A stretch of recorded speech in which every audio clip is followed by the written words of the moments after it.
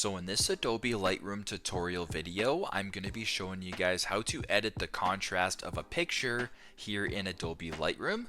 So once you have Adobe Lightroom open up on your device, what I want you to do is slide this bottom bar to the right until you come across an option at the bottom that says light. So for me, it's in between color and auto. So just go ahead and press on light.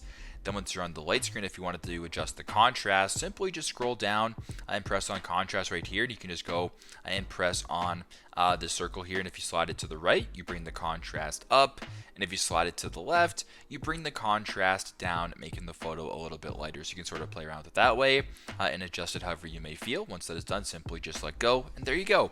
That is how you guys can edit the contrast of an image here in Adobe Lightroom. Thanks again for watching, and I hope this video helped.